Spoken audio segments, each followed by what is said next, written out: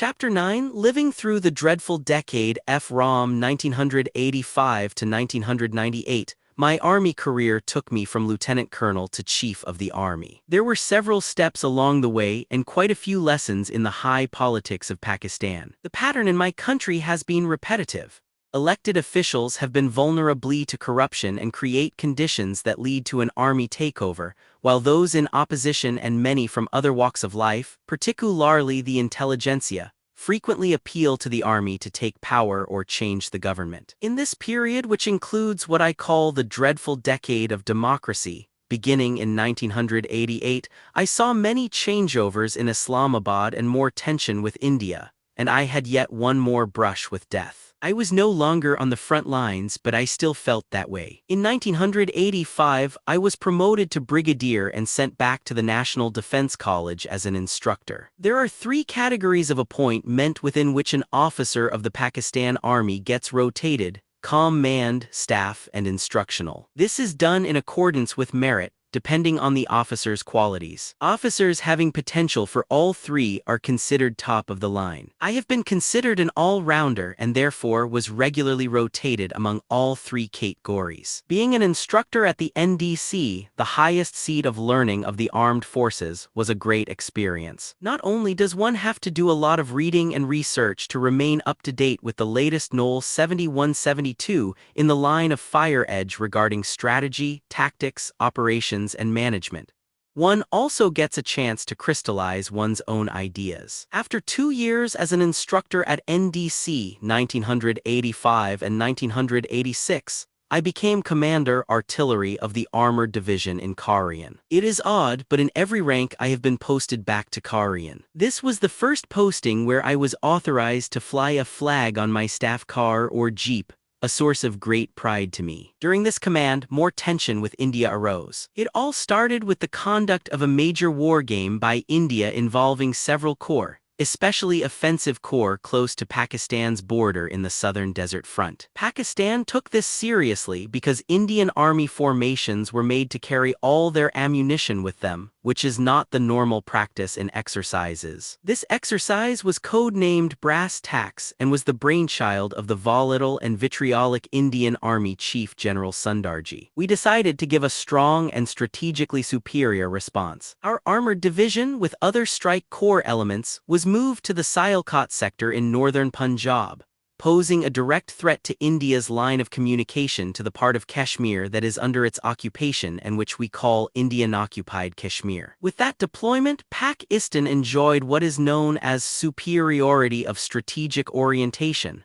We could threaten more sensitive objectives of the enemy than they could of ours, and in less time. This move deterred India from any misadventures. The standoff continued for several months until good sense prevailed on the Indian side and disengagement was negotiated. During this confrontation, the morale of the Pakistan Army remained at a peak. I motivated my brigade to the highest pitch. My troops were itching for a chance to avenge what had happened in 1971 in East Pakistan. It was also during this command that I was selected as military secretary to President General Zia-ul Haq. My name was suggested by President Zia's former military secretary, Brigadier, later Major General Mahmud Ali Durrani, fondly nicknamed Mad, who came to Karian to command a brigade. He was appointed ambassador to Washington in 2006.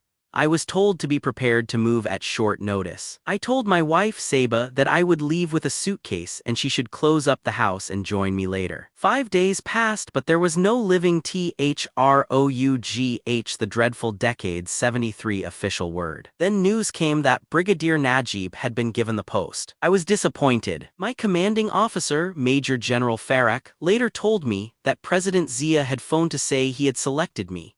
But Farrak had said to the president that I was on an upward career path, and becoming military secretary would be a spoiler because I had not yet commanded an infantry brigade. If an officer is one of the frontrunners and wants to make it to higher ranks, he has to command an infantry brigade at some stage, no matter what arm of the fighting force he comes from. This is how not only my career, but also my life was saved. I was given the prized appointment of commander of the 25th Infantry Brigade in Bahawalpur, and poor Najib became Zia's military secretary. I remained there for about 8 months and left just a month before President Zia's C-130 crashed in Bahawalpur on August 17, 1988.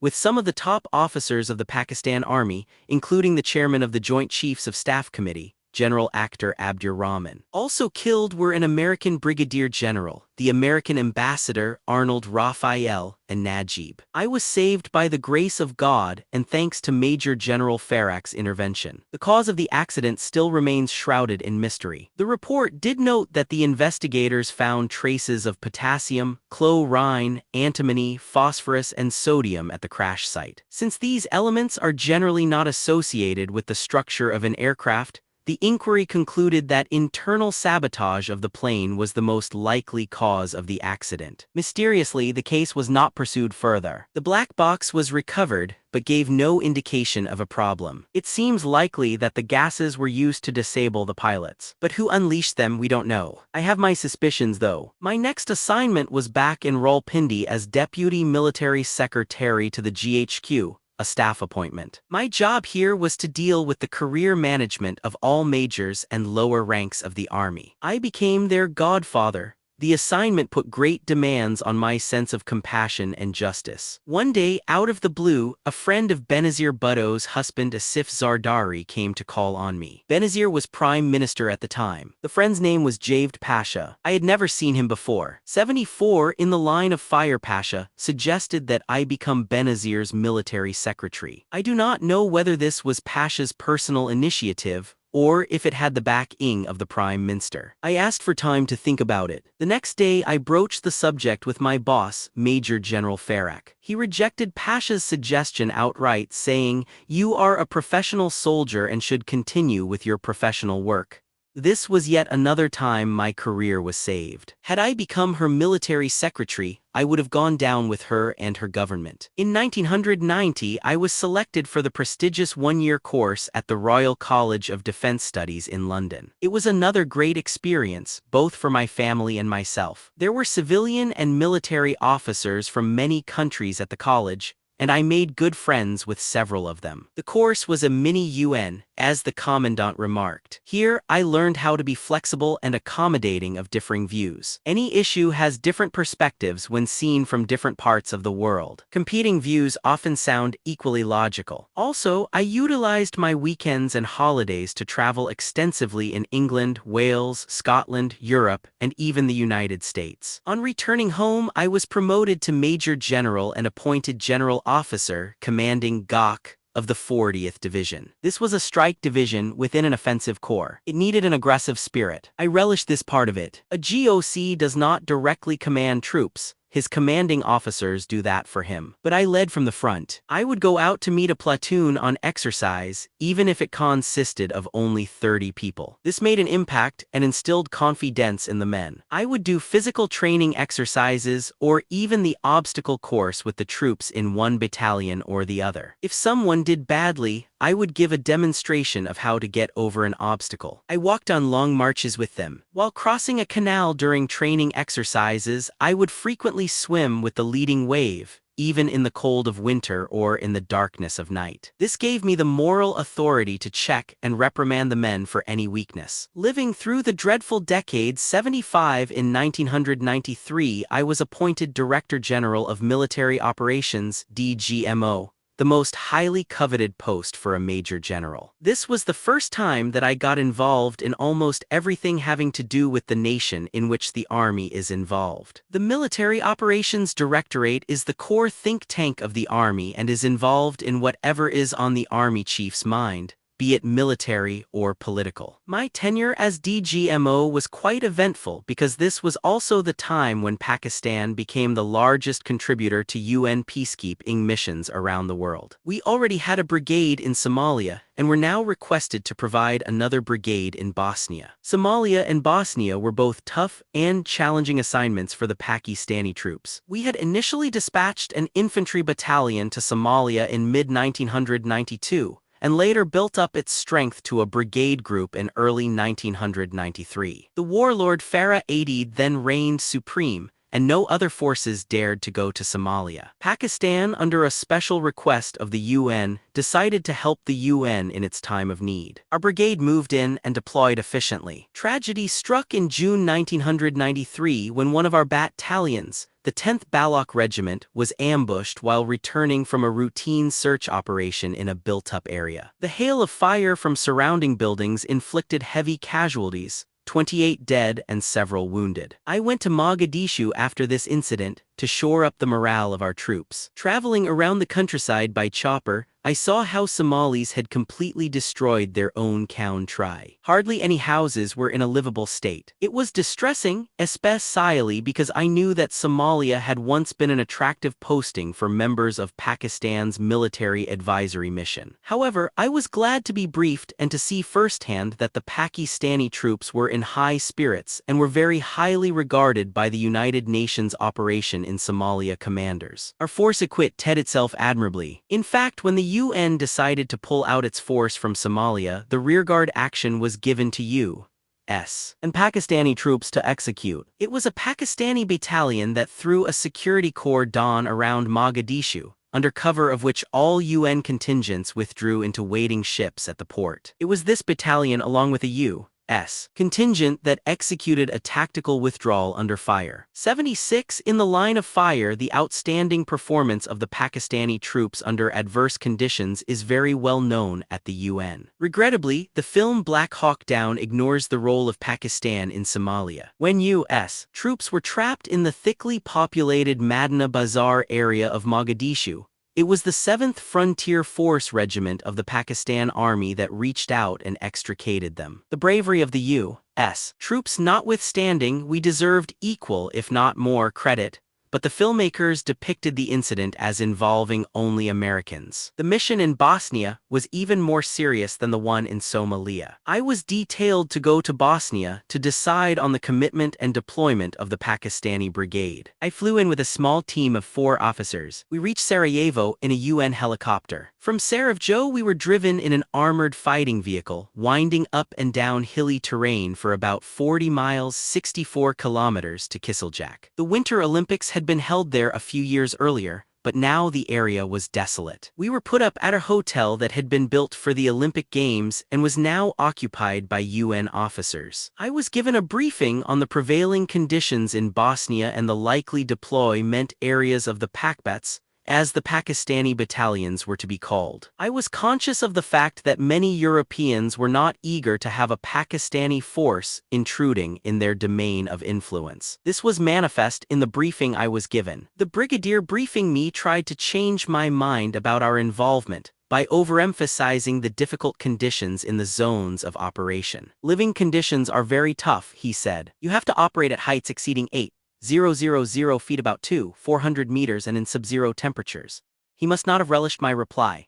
I told him that our troops belonged to the Azad Kashmir Regiment, most of whom were born in the Himalayas and had seen action at heights of over 18,000 feet, 400 meters, and temperatures of minus 50 degrees Celsius, 58 C. I assured him that they would be at home in Bosnia and would consider the mountains to be molehills. Kisiljak is a beautiful and picturesque place. What a pity that it was now a scene of battle instead of the Winter Olympics. From Kisiljak, I was driven back in the same armored fighting vehicle to Sarajevo. I stayed a night there with an Egyptian battalion, housed in a grand living through the dreadful decade 77 palace. I can never forget that day and night. During the day, I asked to be driven around the streets of the city. This was arranged in an armored fighting vehicle for protection against the sporadic fire coming from the Serbs occupying the hills around the city. Sarajevo was under siege. The population was hungry and cold, with no power supply and only subsistence-level food. The streets were deserted except for old men and women braving the firing from the hills to dig out the roots of trees that they had already cut down and burned for warmth. I was, however, extremely moved when people peering out of their doors and windows cheered me all along the route as they noticed the Pakistani flag insignia on my uniform. That night, while I was strolling around the compound of the palace with the commanding officer, a colonel of my host Egyptian battalion,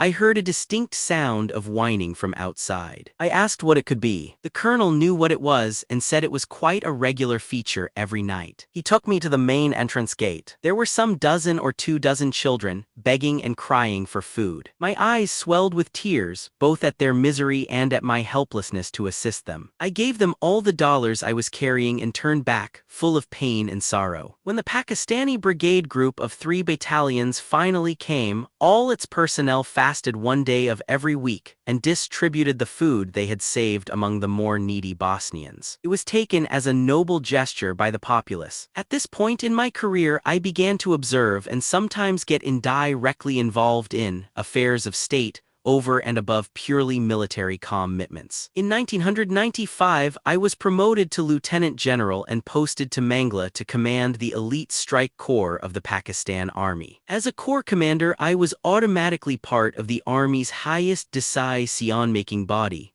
the Corps Commanders Conference. I saw then how national personalities from all professions, including opposition politicians, regularly visited the army chief to encourage him to oppose the sitting government. I also came to know of many people's political agendas. Whenever any government was performing poorly, unfortunately, that was the norm in the democratic decade of the 1990s, or was in political trouble, all roads led to the Army GHQ. During this decade, whenever there was acrimony between the Presi 78 in the line of fire Dent and the Prime Minister, which was more often than not, the army chief would be sucked into the fray. He was expected by all and sundry, including the antagonists, to act as an arbitrator. The Pakistan Army has always been held in high esteem as the only powerful stabilizing factor in the nation. In the other direction, I also saw how the unrelenting pressure of what I can only call influence wielders made the army chief visit the prime minister and advise him or her on how to govern. In the absence of institutional checks and balances over government leaders, the only recourse to those out of power was the commander of the army. After the fatal crash of the C-130 and President Zia's death in 1988,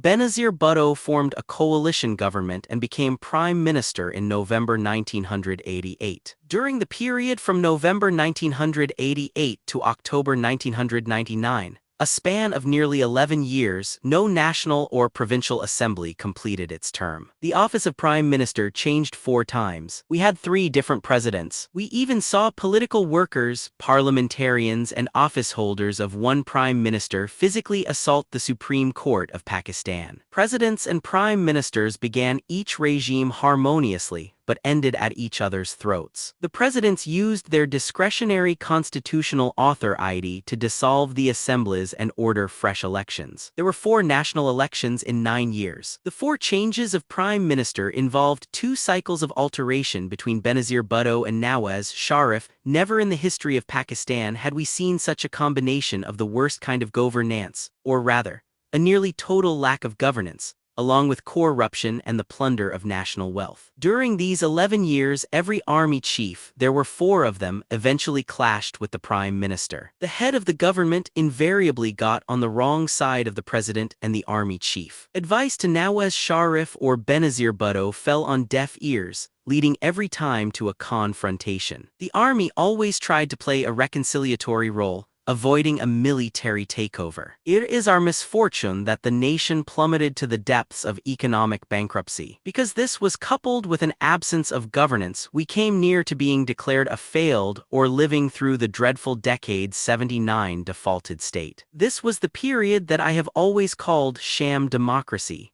Politics aside, my tenures as DGMO and Corps Commander went very smoothly. I enjoyed my command because I managed to raise the morale and spirit of the Corps to a level where the troops felt confident of delivery on the offensive missions expected of them. For recreational purposes, I opened a water sports club in Mangla Lake, which is near the Corps headquarters. We introduced sailing with different categories of boats, water skiing, parasailing, and all categories of rowing. I enjoyed participating in each. I even managed to learn canoeing, sailing, and some water skiing, beyond the rowing and parasailing that I already knew. The facility has now been developed into an excellent lakeside resort. In 1997, when General Jehangir Karamat was the army chief, a new Chief of General Staff (CGS) was to be selected. Most Army officers felt that I would, or should, get the job. I knew that General Jahangir Karamat regarded me very highly as a commander and as a staff officer. He had been my instructor in the war course, my corps commander when I was commanding a division,